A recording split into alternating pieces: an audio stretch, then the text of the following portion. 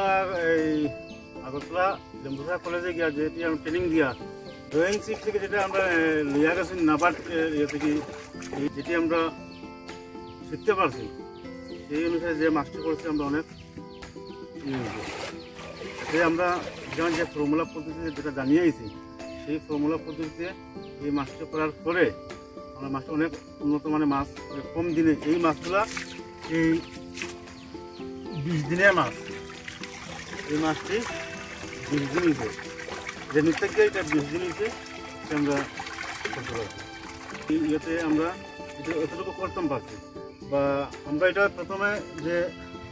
injection দিছি মাছে injection দিয়ে রেণু তৈরি করছি রেণু তৈরি করিয়া এই এটা আমরা ফ্রেশ পুকুরের মধ্যে চুন দিয়া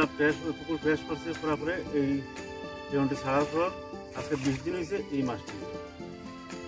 আমরা ট্রেনিংয়ের পর থেকে আবার যখন আমরা গেছি এর পর থেকে যে আমরা যদি করছি করার পর থেকে অনেক উন্নত হইতাম পারছি